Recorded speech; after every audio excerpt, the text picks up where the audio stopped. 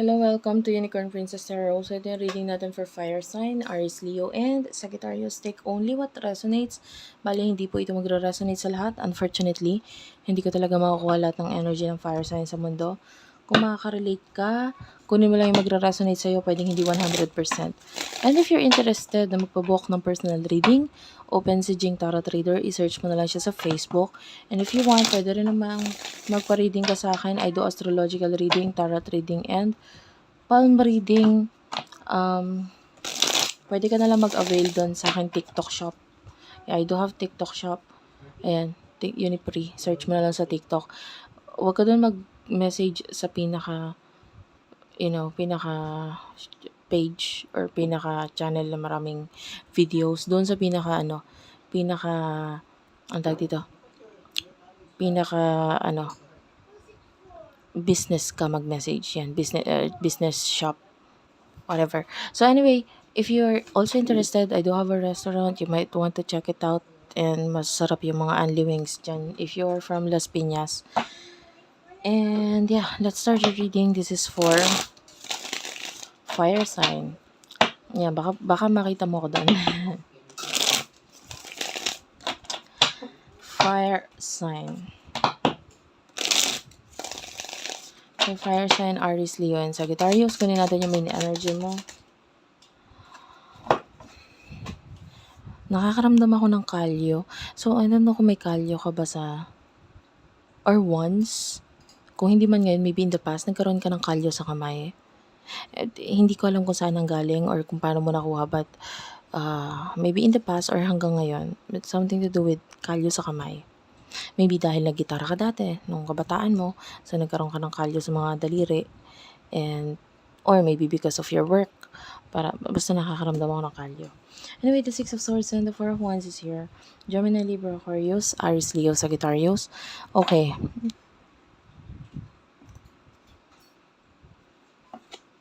If you're not so sure about sa mga offer na binibigay sa'yo, then don't accept it. You're moving on. Nakikita natin, you're heading towards stability. Okay? Kung ano man yung mga inaalok sa'yo with regards to career or relationship, tapos nakikita mo hindi ito stable or hindi mo gusto, and hindi ka naman pinipilit, diba? You can go, you can leave, and pumunta ka doon sa mas magbibigay ng stability para sa'yo. Okay? And nakikita natin na yun na nga yung ginagawa mo ngayon because matalino kang tao magaling ka. And honestly, pagdating, because Saturn is having retrograde ngayon, pwedeng ito yung opportunity para maging totoo ka sa sarili mo. And because of that, nagiging honest ka ngayon with regards sa mga relationships at sa mga tao at sa bagay na talagang gusto mo. And because of that, and maaari may nalaman ka with regards to your connection, with regards to this person, or because may kinonsultahan ka ng mga tarot readers, or because of panonood mo ng tarot readings, kahit pa paano nabibigyan ka ng guide. And I'm very thankful kung ako yon na nakakapagbigay ako ng guide sa'yo sa kakapanood mo sa akin. And now you're leaving the situation. You're walking towards a happier and stable life and stable relationship na maaaring dumating sa buhay mo. Okay? Pagdating dito, sa person na ito, pwedeng iniiwasan mo yung magpatalos-talos. Pwedeng nag-iisip ka 100% kung dapat ka bang mag-expect, or if you're a woman and then manliligaw ba itong iyong kakonek, pwedeng ganun. Pwedeng iniisip mo kung sasagutin mo ba or what. Maybe some of you pwedeng you're thinking because pwedeng sa ngayon iniisip mong mag-move on. Anyway, sino ba itong person na kakonect mo for the sign of Fire Sign? Sino itong person na ito? The Lovers is here, the Nine of Pentacles, and the Five of Pentacles. Taurus, Virgo, Capricorn, Gemini energy. Bottom of the deck, you do have here the Five of Swords. Yan, especially if you're dealing with someone who could be an ex. Yan, pwedeng nagkaroon ng relationship sa inyo. Or, if this is a past person, pwedeng may kakonect siyang iba.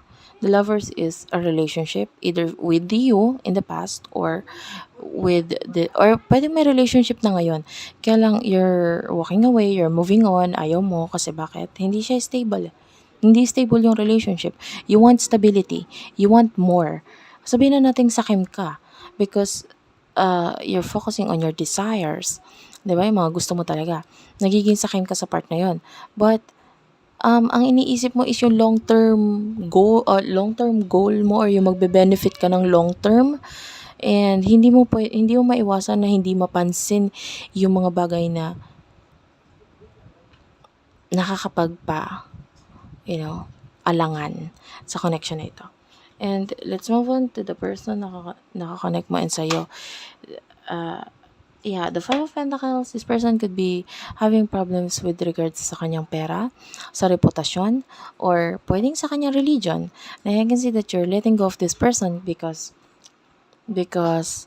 you feel like you deserve someone better. You're still young. Nakikita natin yung pagiging creative side mo. You're still young. You can still have these people na gugustuhin mo.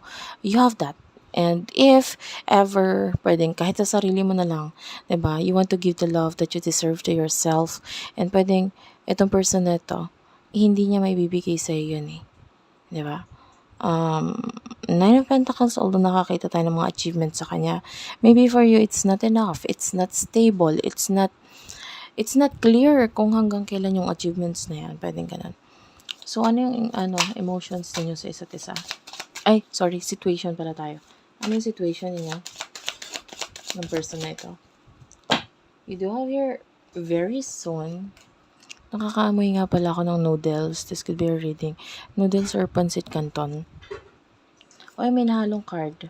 I will use this as an additional message. Actually, dito siya sa card na ginagamit natin ngayon. Pero maaaring may message kung bakit napunta siya dito. I will use that. Nagtitingin ba ako baka may naiwan? Anyway, what's with the very soon? Worth waiting for. Okay. You do have to release your ex. That's why, di ba?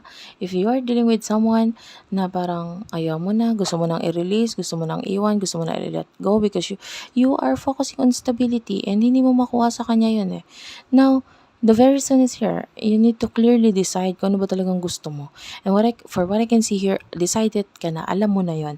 And you do have your worth waiting for. So, divine timing is at work in your love life. Of course, if you want stability, if you want a new person, kailangan mo talagang i-release kung yung mga dapat mo i-release dito.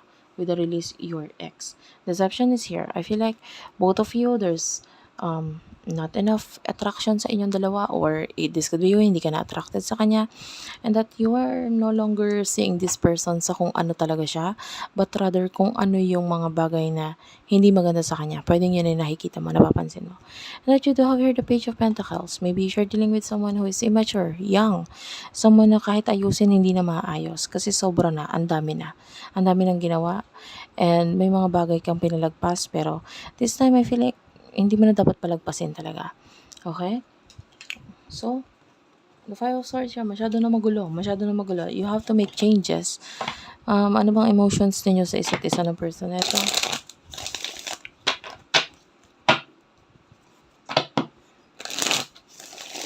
For the sign of fire sign, please. Emosyon ninyong dalawa ng person na ito. The Fool is here. Wait lang. So, you do have here the Fool. Nine of Wands and Three of Swords. Emotion ng person ito towards you. The High Priestess is here. The Ace of Wands and Ten of Wands.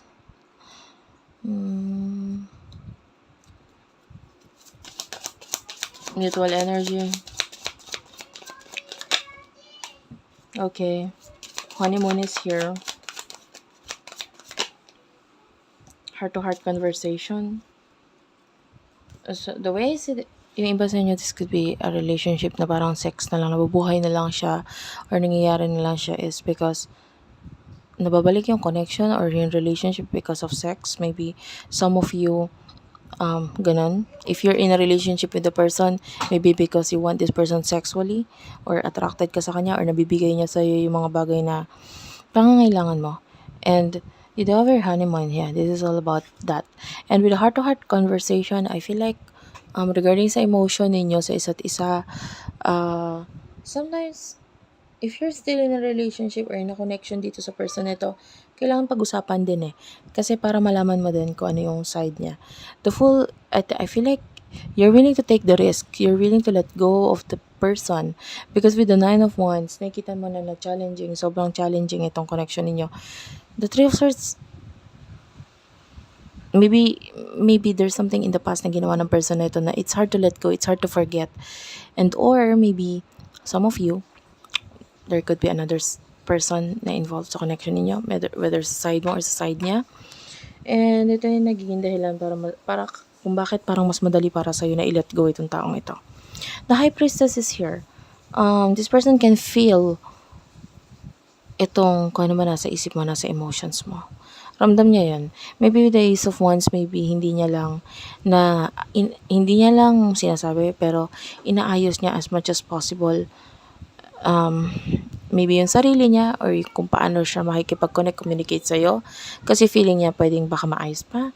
Pero, yeah, with the Ten of Wands, sobrang gulo na, sobrang hirap na. Kung may aayusin siya, sobrang magsisimula siya sa simula. Like general cleaning, alam mo yun? And pwedeng magsimula siya dapat sa sarili niya eh. Kung ayusin niya relationship, yung connection ninyo, dapat ayusin niya muna yung sarili niya. Diba? And, honestly, if I would look at your cards here and I would, analyze this, nakikita ko that this relationship with the Eight of Cups and the Ten of Swords, kung hindi pa kayo naghihiwalay, there's a possibility that may paghihiwalay dito or hindi na talaga siya mag-work out. There's a lot of problems, a lot of challenges. And yung iba sasabihin, what if, kasi may family, ganyan. May family na involved. Maybe kilala siya ng family mo or maybe may family ka dito sa person na to. You could be married to this person, but for what I can see here, the Empress is here, mas mahal mo na ngayon ang sarili mo. Regardless kung anong situation ninyo, regardless kung may anak, whatever the situation is, nakikita natin marami ka na natutunan sa kanya. Oo, nagpakatanga ka noon, pero hindi ka na para magpakatanga ulit ngayon. Okay, what will happen in the future?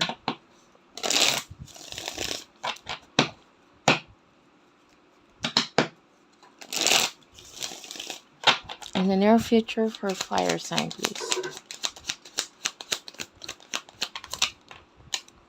In the near future.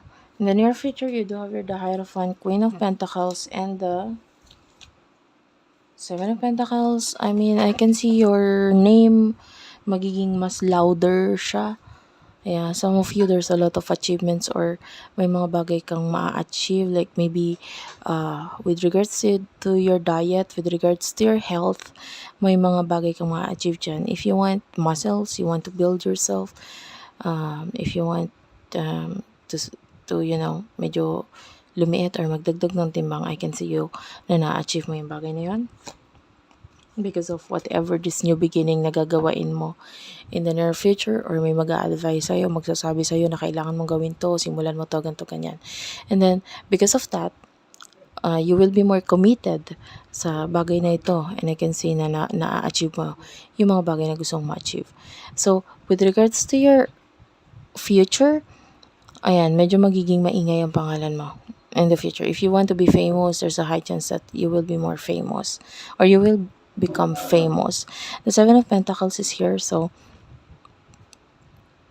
kung ano man yung hindi na nag-grow or parang hindi nag-grow and pwede nagkakos ng kalungkutan para sa'yo ito with regards to your money, with regards to your career, business, etc.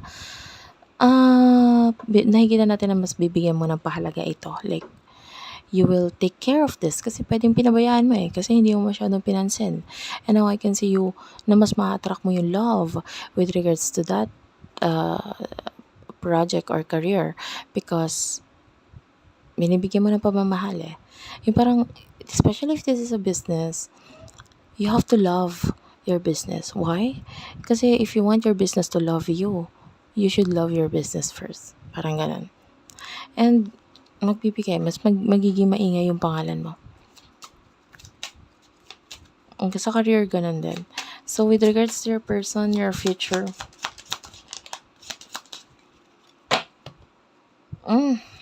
why do I always say etong Three of Cups and the Page of Wands sa nakaraang mga ni-reading ko din kanina, lagi itong nag-show up.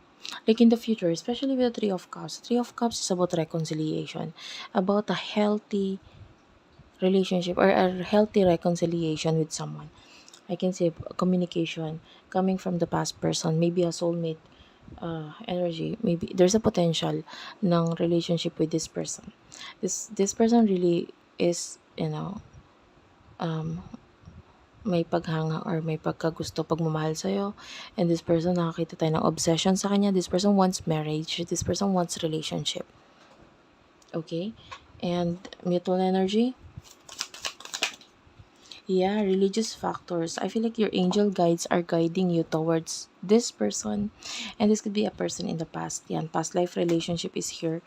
And flirt. Yeah, a person in the near future makikipag-connect, communicate sa'yo. And I can see flirting between the two of you. And, yeah. Pero hindi naman yun yung focus mo. Yung focus mo is career. Kung paano aayusin, paano pagagandahin, paano palalaguin. Okay?